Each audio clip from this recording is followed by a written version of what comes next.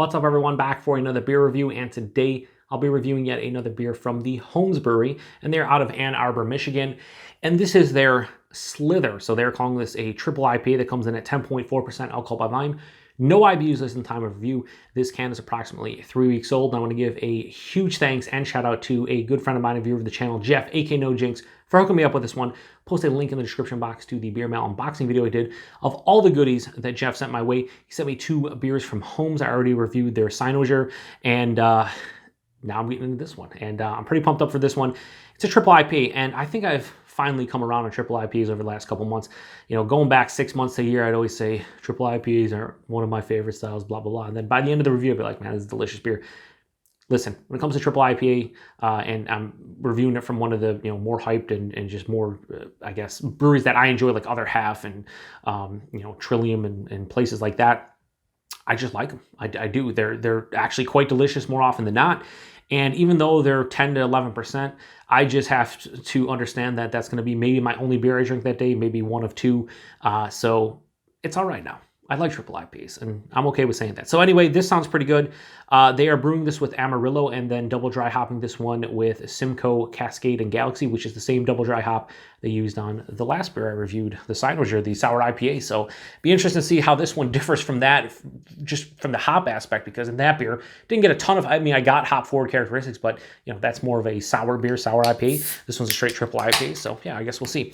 Let's give it a crack, poured into the glass here, and that's looking like a triple IPA. So it always has like a darker orange honey color. Once you start using, try to get into like the 10, 11%, you're going to use more malt. More often than not, the malt's going to be darker, and that is like a burnt orange. On camera, it's going to look a lot different color-wise. You're probably going to, have a more of a dull orange, but kind of looks like orange juice or like a tangerine juice, just a more murky, like, all the pulp in it. About a finger to a little bit over a finger of this cream-colored head, very creamy looking. Looks fantastic in the glass. Let's get a nose. Yeah, it smells awesome. Damn. Man, like a overripened, creamy peach kind of sensation to the nose. Definitely like crushed pineapple too. That Galaxy screaming from the double dry hopping. Tangerine and orange from the base Amarillo for sure. A little bit of like a ruby red grapefruit as well. But that orange character is really big. The Amarillo, and they're using older school hops in this. The only like newer school or like popular hop nowadays, they're using Amarillo. They're using just in the base. Then there's Simcoe and Cascade, which are older school hops. Then they're using Galaxy, but I'm getting a little bit of everything in here. There's definitely a dank component overall to this one as well.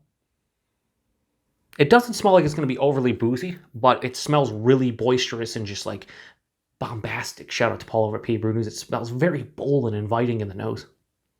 A little bit of like a bready malt character. A little bit of honey too from the malt as well. Man, this smells awesome. Let's get into it. Cheers, everybody, and thanks again, Jeff.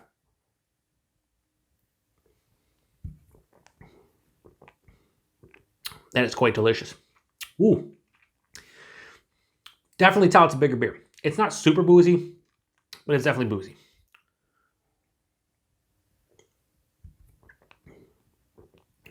Body on this one, higher side of medium, lower side of full body, 10.4%. That's cool. That's probably appropriate. Maybe a touch thin, but not really all that much. Mouthfeel, soft, smooth, relatively creamy. Probably using a shit ton of oats in here.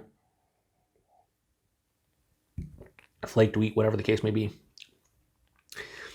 Taste is really peach-centric for me. A lot of creamy, like candied, like gummy peach rings, kind of like that, like a candied peach.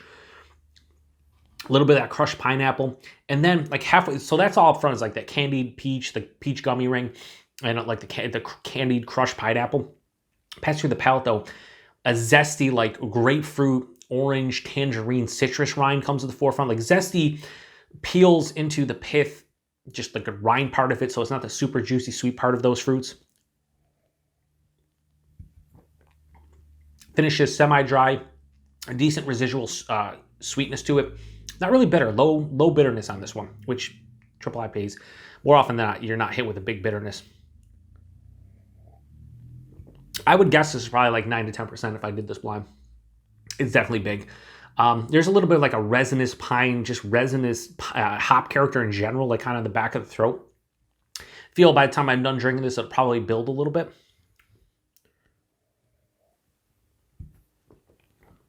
Yeah, the malt character is there too, malt sweetness up front. More of like a honey biscuit type of malt character in the nose. It's a bready, more of like a biscuity, honey like biscuit character up front. Really, really easy to drink, despite that I can taste a little bit of alcohol and it's definitely warming in the chest and the stomach. What's cool about it is that the flavors kind of knock that to the side. Yeah, I can tell it's a big beer. Yeah, it's 10.4%, and we're spoiled nowadays when you get a 10, 11% beer and you taste alcohol. People are almost like incredulous that that could happen. Oh my God, that's a 10, it's a 10.5% beer and it's boozy. Remember when you used to drink 9 or 10% beers, I don't know, 5, 10 years ago, and you'd be like, wow, it's a 9 or 10% beer because that's what it is. Nowadays, you drink these beers, especially the hop forward beers. So many places are putting out these triple IPAs that are 10, 10.5, 11%, and they drink like they're 5 or 6, and it's scary. So when I get a beer like this that has a warming from the alcohol, has a perceived alcohol characteristic on the palate, I don't even perceive that as a negative, honestly, nowadays, because that's what I should expect from a beer of of this alcohol percentage. And so I'm not going to knock them from that. It's 10.4%. And it tastes like it's about 9.5, 10% for me. Fine with me. No big deal. Would I prefer to not have crazy? I shouldn't say crazy. Would I prefer to not have that like alcohol bite on the palate? Yeah. I know there's some people out there like Sadiq, viewer of the channel, a friend of mine, that likes to know when a beer is big, and I totally get it. For me, I prefer this to drink like it's 7, 8%, but at the end of the day, it doesn't really impact my enjoyability factor for this one. So it's a good beer. I really like the sweetness from this one. I do like that it's not crazy sweet. This is, excuse me, a lot of very carbonated. This is not cloying like a lot of triple IPAs can be. I'm going to drink the rest of that can. I'm going to feel good after I do so. And it'll be probably 1 of 2 beers I drink this entire day. And I have no problems with that. It's just a really well-made triple IPA. Not much more to say about it. So Slither from HOMES, I'm going to give it a low 4.25 out of 5. I'm a 4.2 out of 5. I think that's a good score. It's a respectable score. And it's a damn tasty beer. And it's another winner from HOMES. They just, for me, from what I've had, they brew awesome beer. They know what they're doing over there. I need to try more from them. I thank Jeff so much for hooking me up with all the HOMES beers. They've been so fun to review and try. And yeah, they're up there with some of the best. When you're talking about New England style IPA, you're talking about your fruited sours and your big imperial stouts. No, have I had a imperial stout from that? No, I have not. But like fruited sours, New England style IPAs, the more popular and hyped styles nowadays, I think they're some of the best that I've had recently. So yeah, awesome that HOMES is kicking out beers like this. They're fantastic. I know everybody in Michigan, they can get their hands on them, probably pretty happy. So that brings me to value and availability. Valuing this one, I don't know. I'd imagine $20 to $22 a 4-pack, considering that this is a 10.4% triple IPA. Kind of going rate is $20 to $22 for a 4-pack.